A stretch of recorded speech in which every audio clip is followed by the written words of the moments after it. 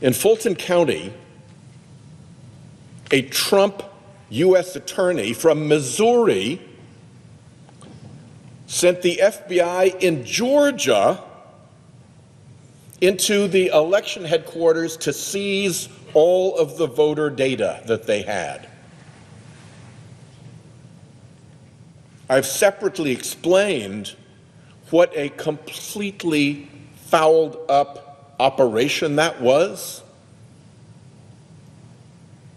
and how the way in which they did that search warrant left enormous holes for any defendant who was later charged based on evidence obtained in that search warrant to run a truck through that prosecution.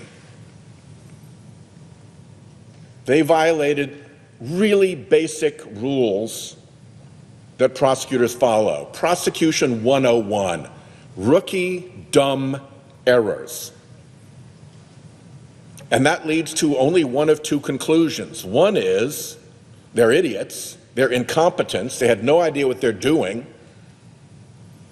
And there's some sense around that because the local U.S. attorney in Georgia wanted no part of this mess. It was being directed by Washington through Missouri into Georgia. The FBI special agent in charge in Georgia didn't seem to like it much. He got run out of his job, presumably for objecting to this nonsense. But there's a worse theory than that this was a completely incompetent screw-up of a search warrant execution.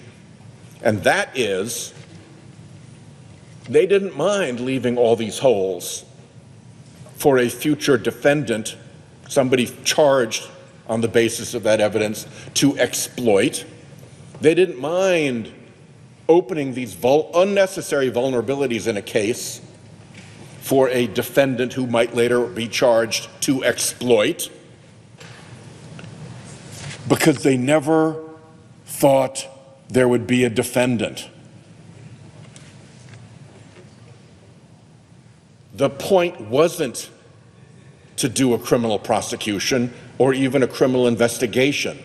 The point was to use the search warrant process falsely in order to get their hands on a massive amount of voter data in a swing state. That's being litigated right now, and we will find out. But that's the kind of effort by this administration to use the federal government to seize private voter data that would be exactly consistent with why we need to worry about DHS, which only wants the right people to vote, getting a massive amount of personal voter data.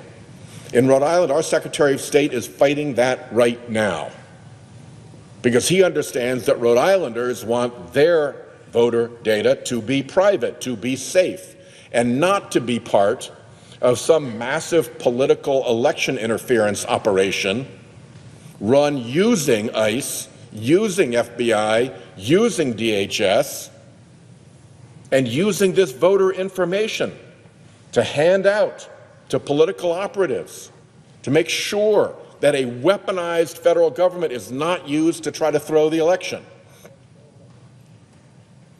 It is no small thing to have the Department of Homeland Security want data on every voting American. In recent years, Republican heads would have exploded about that idea. It used to be a party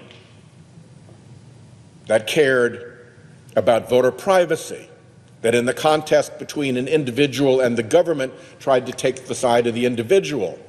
But now that their billionaires control the government, flip, now they're on the side of the government, and they want your data. It's so bad that it seems they've even had one of their little muskrats, the doggy boys, running around in government. You remember that operation when Musk was the president's close advisor and there were Doge people? Turns out There may even have been your Social Security data taken. We'll find out more about that. So this is no small thing, and if you want to know what the motive is, just ask the people who are running this. We just want to make sure the right people vote. We'll never lose a race for 50 years if you pass this bill. It'll guarantee the midterms.